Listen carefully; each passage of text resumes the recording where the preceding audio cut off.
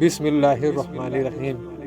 شروع اللہ کے نام سے جو بڑا مہربان نہایت رحم کرنے والا ہے۔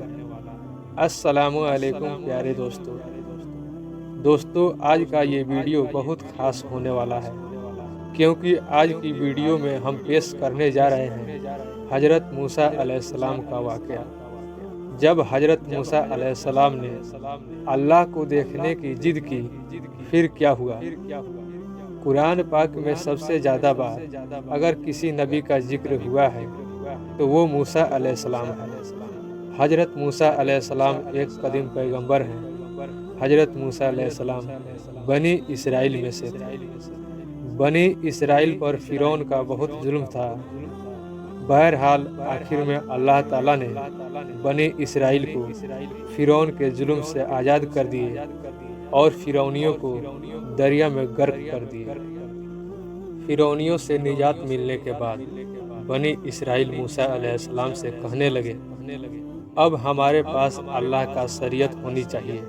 بنی اسرائیل کے اس مطالبے کے بعد حضرت موسیٰ علیہ السلام نے اللہ پاک سے دعا کیے۔ اس کے بعد اللہ پاک نے حضرت موسیٰ علیہ السلام کو کوہ طور پر بلا کر کلام کیے۔ فرمائے کہ اے موسیٰ، آپ 30 دن اور 30 راتوں کا اعتکاف کریں، اس کے بعد میں آپ کو تورات دوں گا۔ موسیٰ علیہ السلام خوش ہو گئے اور پھر اپنی قوم بنی اسرائیل کی طرف آئے اور اپنے بھائی ہارون علیہ السلام سے ملاقات کی اور کہا، میں 30 دن 30 رات کے اعتکاف کرنے جا رہا ہوں۔ اللہ پاک نے کہا ہے کہ اے موسیٰ، آپ 30 دنوں اور 30 راتوں کا اعتکاف کریں، میں آپ کو تورات دوں گا۔ اے ہارون، میں آپ کو بنی اسرائیل کی طرف نگران بنا رہا ہوں، آپ کو ان پر نگرانی کرنا ہے۔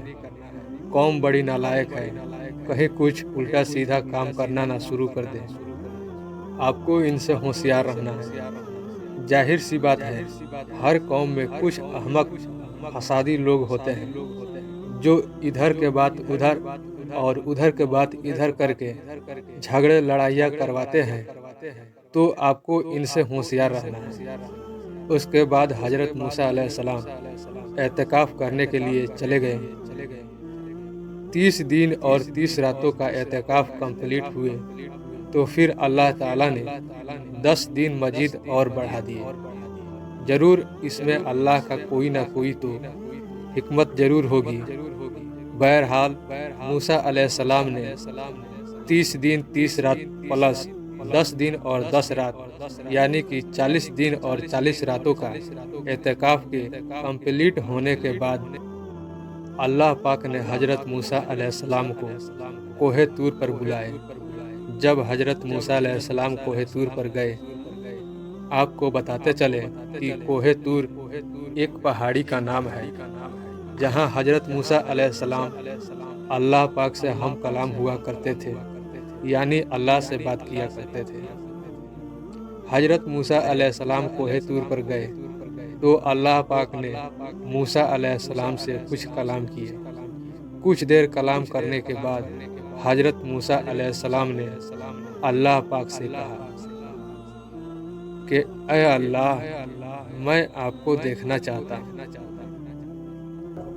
علماء اکرام فرماتے ہیں کہ کسی پیغمبر کو کبھی یہ جرت نہیں ہوئی کہ اللہ سے اس طرح کے مطالبہ کر سکے، کیونکہ پیغمبر بہت اللہ سے ڈرا کرتے تھے۔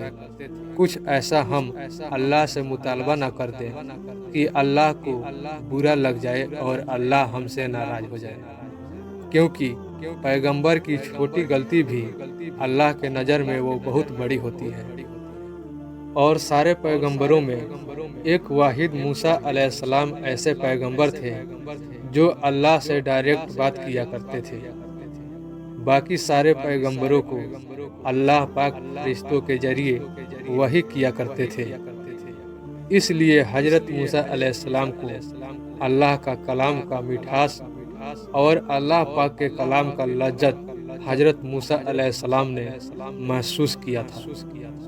اسی لیے موسیٰ علیہ السلام اللہ کی محبت میں اتنے ڈوب گئے تھے کہ وہ اپنے گویا کی اپنے کنٹرول میں نہیں تھے، کیونکہ آج بھی جس کی آواز بہت خوبصورت ہو اس کو تو کم سے کم ایک بار دیکھنے کو انسان کا دل چاہتا ہے، تو پھر وہ اللہ کا کلام کا کیا کہنا۔ وہ اللہ جس کی کلام میں اتنا پاور ہو، اتنا مٹھاس ہو، اتنا لذت ہو، اس کا دیدار کیسا ہوگا؟ اللہ پاک کو بھی یہ پتا تھا کہ موسیٰ اپنے کنٹرول میں نہیں ہے، ان کو دلیل سے سمجھانا پڑے گا۔ اللہ پاک نے حضرت موسیٰ علیہ السلام سے کہا، اے موسیٰ، اس پہاڑ کے طرف دیکھو، اگر وہ پہاڑ اپنی جگہ صحیح سلامت رہا تو ہو سکتا ہے کہ آپ بھی مجھے دیکھ لیں۔ مطلب کہ اگر پہاڑ برداشت کر لے گا تو ہو سکتا ہے کہ آپ میں بھی وہ برداشت ہو کہ آپ مجھے دیکھ لیں۔ قرآن پاک کے سورہ اعراف میں ہے کہ اللہ نے اپنی بالکل تھوڑی سی تجلی اس پہاڑ پر ڈالی اور پہاڑ ٹوٹ کر ریزہ ریزہ ہو گیا، اور اس منظر کو دیکھ کر موسیٰ علیہ السلام گر کر بے ہوش ہو گئے۔ علماء اکرام فرماتے ہیں کہ اللہ نے اپنی تجلی میں سے کروڑوں اربوں خربوں بلکہ اس سے بھی زیادہ اگر حصہ کیا جائے، اس میں سے ایک حصہ اللہ نے موسیٰ علیہ السلام کو دکھایا تھا۔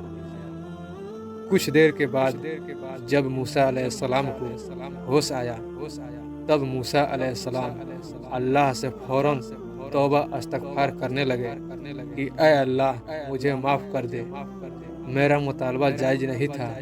موسیٰ علیہ السلام نے کہا کہ اس دنیا کی آنکھ میں وہ قوت نہیں جو آپ کو دیکھ سکے۔ اللہ تعالیٰ نے حضرت موسیٰ علیہ السلام کی توبہ قبول کی اور تورات دیے۔ کہتے ہیں کہ یہ دنیا خواہش پوری کرنے کی جگہ نہیں ہے، یہاں کسی کی مکمل خواہش پوری نہیں ہو سکتی۔ بھلے موسیٰ علیہ السلام نے اپنی آنکھ سے اللہ کو نہیں دیکھا، لیکن اللہ تعالیٰ نے حضرت موسیٰ علیہ السلام کو ایک سرما تورات کے شکل میں دے دیے۔ جو اس سرمے کو اپنی آنکھوں میں لگائے گا اسے میں آخرت میں اپنا دیدار کراؤں گا، اور وہ جنت میں ہمیشہ ہمیشہ کے لیے رہے گا، جہاں اس کی ساری خواہش پوری ہوگی۔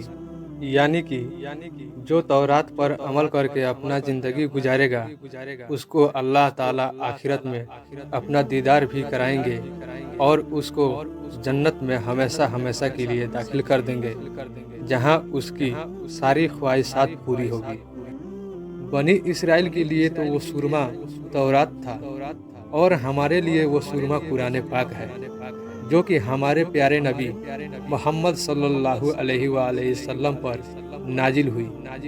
ہم بھی قرآن پاک کو اپنی آنکھ سے لگائیں گے، مطلب کہ قرآن پاک پر عمل کریں گے اور اپنے نبی محمد صلی اللہ علیہ وآلہ وسلم کے طریقے پر چلیں گے، تو ہمیں بھی اللہ تعالیٰ آخرت میں اپنا دیدار کرائیں گے اور جنت میں ہمیشہ ہمیشہ کے لیے داخل کریں گے، جہاں ہمارے بھی ساری خواہشات پوری ہوں گی انشاءاللہ۔